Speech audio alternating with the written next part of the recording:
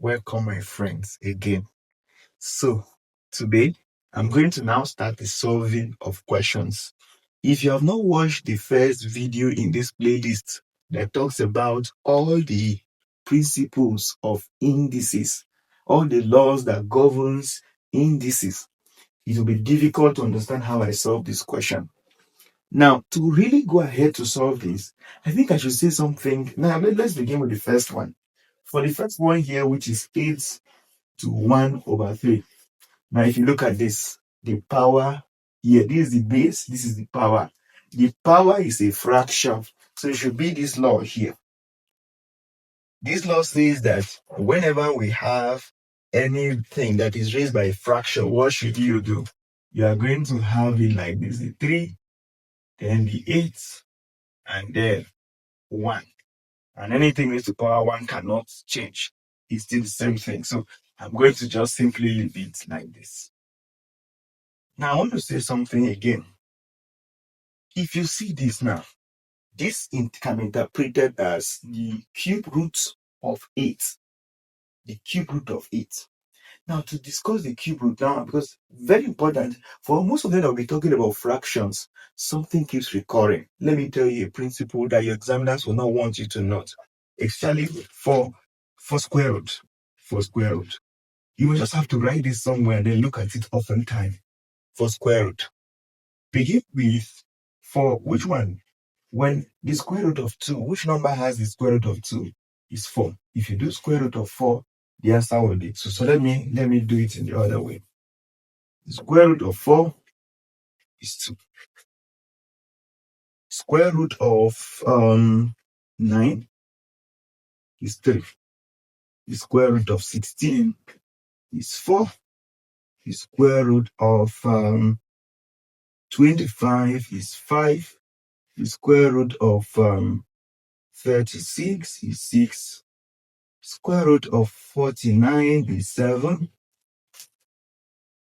Square root of 64 is 8. Square root of 81 is 9. And square root of 100 is 10. Now at least learn the first 10. That's 2, 3, 4, 5, 6, 7. Learn it for square root. Do the same thing for cube root. For cube root, we remember that it's a common thing. So that when you just see something should be running through your mind. For cube root, for square root, we normally know it is over 1, it is half. So whenever I see something raised to power half, my mind should be running through something. For cube root, whenever I'm seeing something raised to power 1 over 3, it should be running here. So if we see the square root of 8, the cube root of 8, this one, cube root of 8 means what number do we multiply 3 times to get 8? That is 2. 2 times 2, 4. 4 times 2, 8.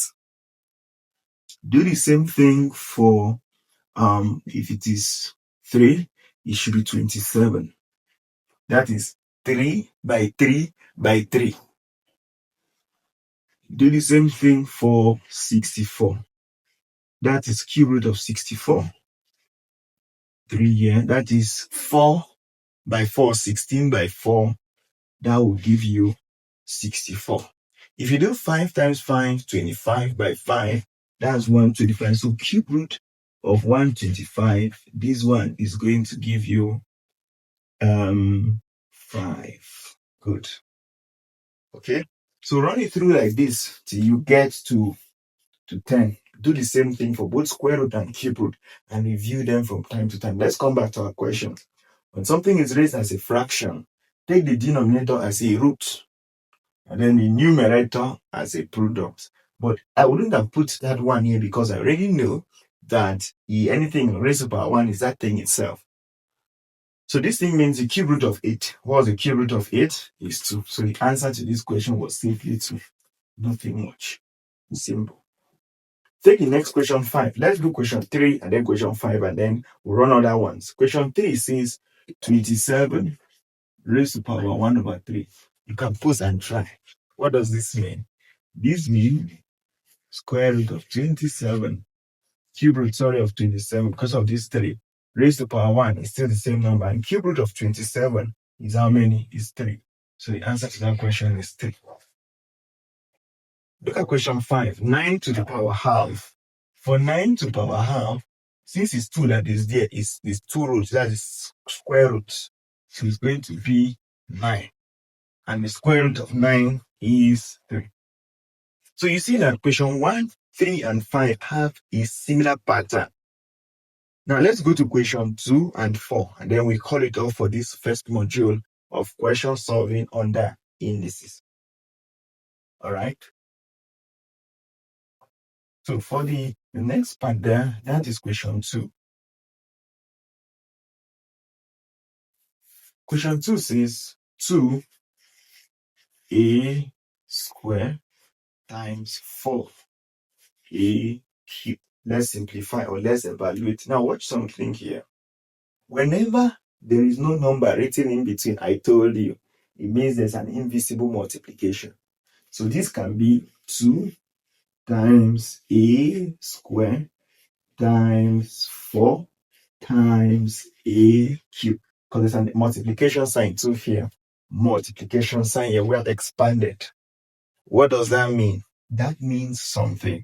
I can rearrange this again in the sense that I can have 2, bring this 4 close to this other side, times 4, then bring a and a together, times a square times a cube. What have I done? I have simply rearranged.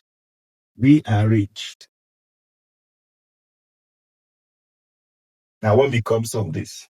But remember, if you do 2 times 4, this is 8. If you do a times a, that's going to be a. Now watch something here. This should point you towards something. When you are multiplying 2 indices that have the same base, but then their powers are different, it simply means add their powers. So a and a have the same base. So what do I do if I'm doing multiplication? I add their powers. 2 plus 3. That's going to be 8 times a raised to the power 5, which easily can be written as 8a5. Remember, when we write it as 8a5, there's a multiplication sign in between. Yes. So that's that for question 2. Then for question 4,